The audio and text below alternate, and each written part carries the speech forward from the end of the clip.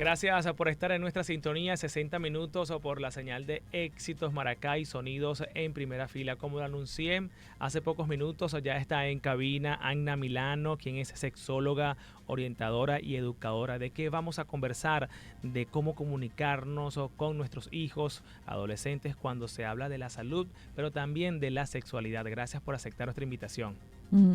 Gracias a ti por la invitación y a todo el equipo de Unión Radio y a tu programa. Es un gusto que estés con nosotros en cabina porque es crucial hablar de este tema con nuestros hijos. Mira, es crucial, es fundamental, porque fíjate que la sexualidad es una dimensión tan importante como cualquier otra en el individuo. Y muchas veces por el tema tabú no se le da esta importancia y es un tema que se va dejando allí, o sea, existe. Todo el mundo sabe que existe, pero a los padres, más que todo, les da muchísimo temor hablar del tema, primero porque es tabú. El tabú los lleva a no documentarse y no hay un error más grande que el hecho de que si no te documentas algo, no tienes conocimiento en el tema y si aunado a eso es tabú, imagínate, es un tema que no se aborda en casa.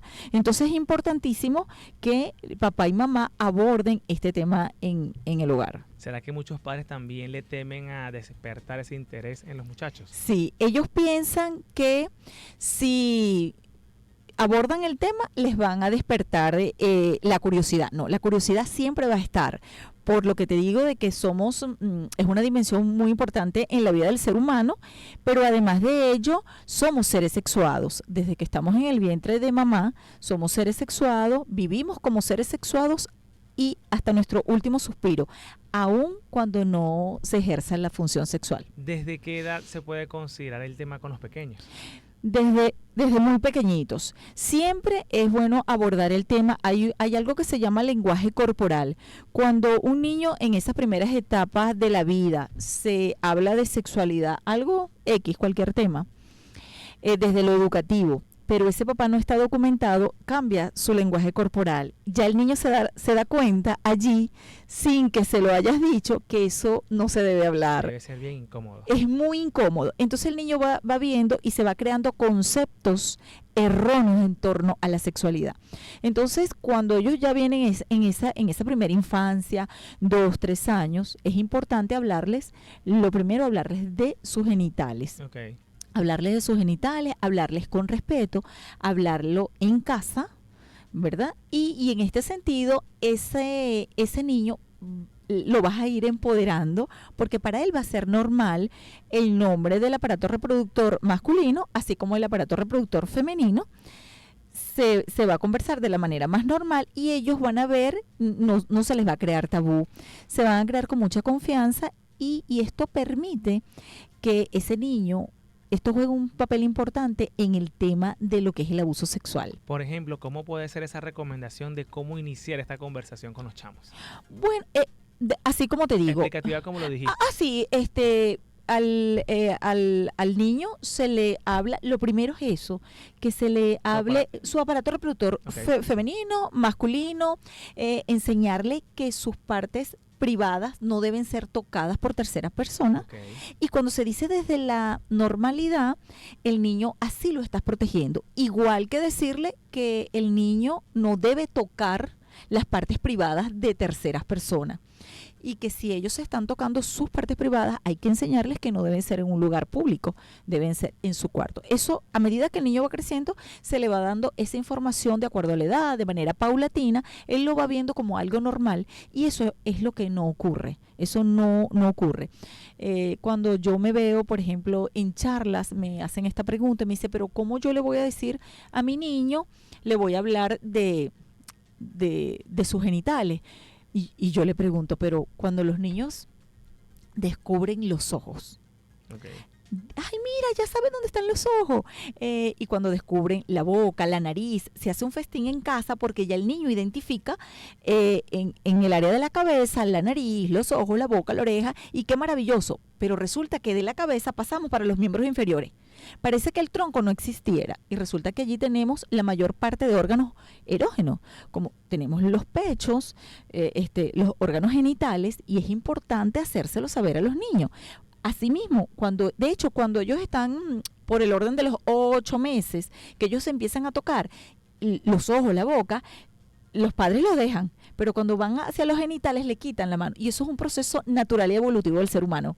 Rápidamente, cuando el público o los usuarios van a consulta contigo, ¿cuál es el temor de los padres? ¿O qué es lo que se repite? ¿Qué patrón se repite en los representantes? Eso que dijiste al principio, si yo le digo, le voy a despertar la curiosidad, no, la curiosidad la van a tener y entonces ellos van a buscar información porque desde pequeños van teniendo curiosidad y empiezan a buscar, ¿no? Cuando tienen acceso al teléfono, ¿qué va a pasar? Si usted no le disipa esa curiosidad, él la va a buscar a través del amiguito, a través de las redes sociales, a través del internet, en fin. O sea, la va a buscar. No tenga miedo. Hágalo de la manera más natural para que tenga confianza y esa pregunta que se la puede hacer a un extraño, preferiblemente se la haga usted. Fíjate que mi hija de 7 años, ella nunca me ha visto a mí desnudo, pero nació Mateo, que tiene 2 añitos, y ya conoce el aparato reproductor de Mateo porque lo ve cuando le quitamos el pañal, cuando se va a bañar, y ahí identifica, Mateo tiene su órgano, y yo tengo el mío distinto. Entonces Exacto. ella pregunta, y bueno, y mi esposa y yo tratando de educarla, y al principio me costó el tema, Sí. uno se corta. Sí, porque ¿sabes lo que se recomienda en ese sentido? Se recomienda que los niños en esa primera infancia se bañen con papá y mamá. Okay. Cuando ellos preguntan, uno les explica porque van a ver la similitud. Si es un varón va a ver la similitud con papá y si es una niña va a ver la similitud apartándolo del vello pubiano. Y empiezan a hacer preguntas, uno se las disipa y ya. ¿Qué pasa? Cuando ya tienen alrededor de los 6, 7 años, ellos mismos dicen que ya no quieren, se sale lo del pudor y ya no quieren bañarse con papá y mamá. Usted no los obliga, hasta allí es el momento. Qué buenas recomendaciones que conversamos en 60 minutos, este tema el día de hoy con nuestros hijos, los pequeños de la casa, cómo comunicarnos o con ellos, con los adolescentes, cuando se habla de salud y de sexualidad. Nos acompaña Anna Milano, sexóloga, orientadora y educadora. En las redes sociales la pueden contactar @sexo y paradigma. Seguimos conversando más de este tema acá en 60 minutos, no sea parte de nuestra sintonía, ya regresamos.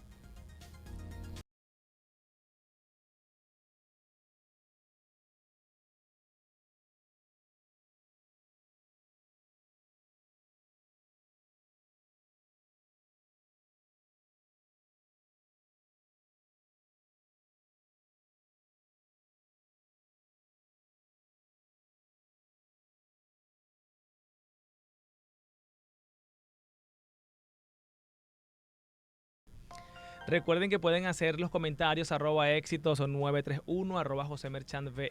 Esto es 60 minutos. Sigo conversando con Anna Milano, sexóloga, orientadora y educadora. Nos acompaña esta noche @sexo y paradigma. Es su cuenta en las redes sociales para que también puedan hacer cualquier consulta. Fíjense, Ana, ¿cómo pueden ayudar el tema que estamos conversando a los adolescentes cuando se abordan las presiones sociales y emocionales relacionadas con la sexualidad? Mira, documentarse es la base de todo. En el tema de la sexualidad tiene muchísimo tabú. Cuando yo estoy dando las charlas, doy preparación para los padres, hago mucho hincapié en esto porque es importante que desde el hogar, además de documentarse, desde el hogar se fomente la confianza en ese entorno inmediato. ¿Cuál es ese entorno inmediato? Papá y mamá, o si hay personas cuidadoras, ¿ok? Y la congruencia. Es importante que lo que papá y mamá digan sean congruentes con lo que hace, porque la congruencia no es otra cosa que hacer, pensar y decir lo mismo. Es muy difícil para un niño y lo colocas en posición de confusión cuando de repente el papá o la mamá dice algo y no lo cumple. Entonces allí empieza una disociación y una confusión para ese niño. Entonces yo invito a esos padres a que se documenten para fomentar la confianza en sus hijos y cuando ese niño llegue a la adolescencia le va a ser mucho más sencillo hablar de sexualidad a esos niveles, porque no es lo mismo hablar de sexualidad con un niño en su primera infancia, a la segunda infancia o en la preadolescencia o en la adolescencia per se.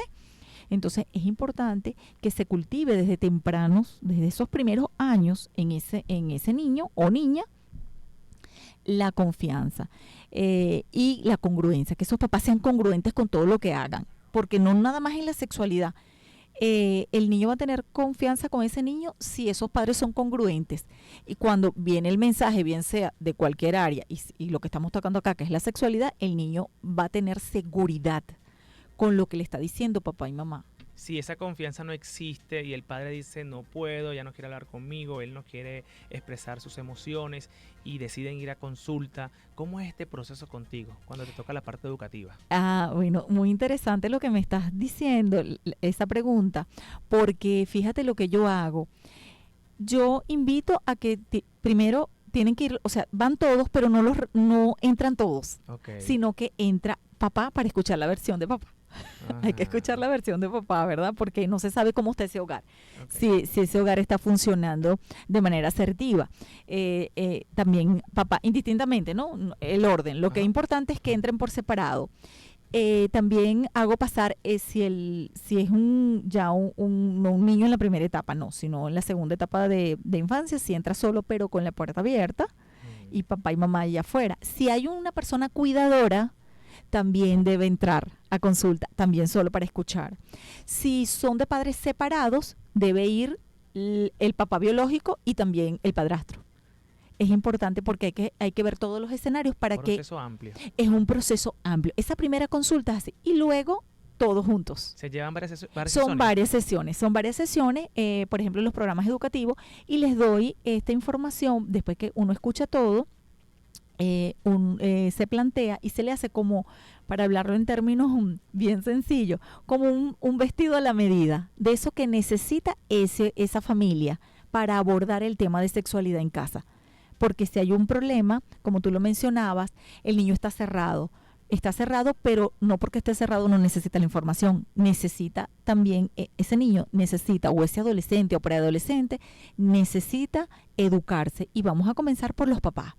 Comenzamos con los papás y luego se hacen varias consultas, como bien te lo mencionaba, y luego las consultas subsiguientes, la tercera, la cuarta, si es necesario, ya no tienen que estar todos, sino con los más involucrados, y se hace también por separado, y después con el adolescente se trabaja también solo, pero con papá afuera o mamá. Ya las otras consultas sí, un representante, uno de los dos representantes, bien sea papá o mamá, y el adolescente adentro, porque hay cosas que son privadas de ese adolescente y se le tiene que respetar esa privacidad. ¿Qué causas y consecuencias puede tener el alto consumo de la tecnología hoy en día en los chamos que acuden desde muy temprana edad a consumir cualquier tipo de información y contenidos en las redes sociales, desde la forma de vestir, de la forma de actuar y mucho más? Horrible. Mira, eso es un tema muy amplio. Global. Es muy amplio y es terrorífico. Esa es la palabra que yo uso.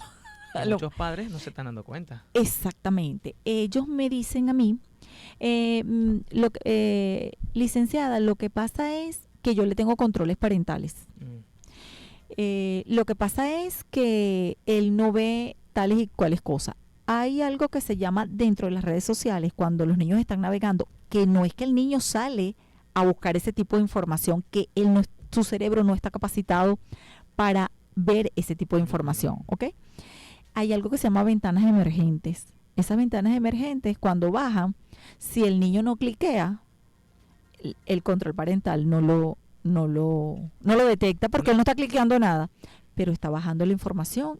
Eso es una industria. Y no lo va a limitar. No lo va a limitar. Es la pornografía, es una industria. Y yo les digo a los padres y el que tema de cultiven violencia también. La violencia. Adicciones a diferentes cosas. A diferentes cosas. Para empezar, que estás sobreestimulando el cerebro, no solamente a nivel de lo que es la sexualidad, sino también estás estimulando el cerebro a que necesitas esa fuerte información para esa inmediatez. Y esto no es funcional para nada. Entonces, los niños están consumiendo la internet desde tempranas edades porque los entretiene. Entonces los padres me quieren convencer, no, pero él está jugando. Sí. No, de verdad, en los primeros años de vida los niños no necesitan un equipo electrónico, no lo necesitan. cuando ya están más grandes, que de repente necesitan hacer sus trabajos, porque ya están en una edad, ponle 10 años, les mandan un trabajo de investigación, yo invito a esos padres que se tomen ese tiempo con ellos y hagan el trabajo en conjunto para que ellos vean que están consumiendo sus hijos. Porque ellos no le van a decir qué es exactamente. Y aunque ellos no lo estén buscando, eso llega, porque ese es el trabajo, que eso llegue allí y que el niño lo pueda consumir. Cualquier persona, a ellos no les importa quién. Pero es grave, ¿viste lo que está pasando? ¿Qué recomendación final le puedes dar a los padres y representantes que nos escuchan que se encuentran preocupados por abordar el tema de salud y sexualidad con sus hijos? Mira, lo primero que yo les recomiendo es que se documenten porque tienen mucho temor. ¿Cómo disipan ese temor? Documentándose y documentándose de profesionales, de personas especializadas en el área, no de lo que dice tu amiga, de la hermana, de la cuñada, de tu vecina, porque esa persona te va a hablar desde su experiencia. Y su experiencia, como bien lo dice, su experiencia es particular y eso tiene unos patrones conductuales. Y cada quien tiene un filtro de cómo ve lo que le sucede. Entonces, esa persona no lo está haciendo por mal, pero te está hablando desde su experiencia. Y no necesariamente es lo que le puede estar pasando a tu hijo. Entonces, lo más importante que yo los invito a esos padres es el control del uso del teléfono. Si estás en esos primeros 8 años de vida, 10 años, el niño no necesita teléfono. Eso por un lado. Por otro lado, documéntate. Documéntate para que no te cuenten, ¿sabes? O sea, te documentas y si no lo puedes hacer, no puedes pagar una consulta porque de repente no todos tienen para tener acceso a ello. Hay páginas de internet que son páginas serias, profesionales en el área. Busca el currículo de la persona para poder, porque ahorita en las redes sociales cualquier persona te hace un curso de X y ya empieza como especialista a hablar en el área y no necesariamente, o sea, hay un camino, hay que estudiar mucho para. ¿En las redes sociales ofreces algún tip siempre a los padres? Sí, en mis redes sociales yo tengo la de Sexo y Paradigma que va dedicada a padres y representantes y cuidadores, y tengo la de Agna, tu sexóloga, que es para parejas. Chévere. Entonces siempre les estoy pasando por allá tips, contenido de valor, y próximamente vamos a comenzar con los live. Entonces eso va a ser una comunicación bien directa para que ellos puedan tomar decisiones, hacer sus preguntas. En el mes de abril se van a empezar a planificar charlas y bueno, esto le va a dar como esa ventana para que tengan opciones. Pronto esperamos tenerte de vuelta. Gracias José, gracias a todo el equipo de Unión Radio y bueno, gracias por tenerme aquí, de verdad es una oportunidad muy valiosa y que la aprecio mucho. Un gran gusto que compartas con nosotros este espacio. Agna Milano, sexóloga y orientadora, @sexo y paradigma para cualquier comentario o sugerencia. Allí tienen las redes sociales, que este programa además lo pueden visualizar en cualquier momento ingresando a nuestro canal de YouTube Mundo UR Regiones. Esto es 60 Minutos.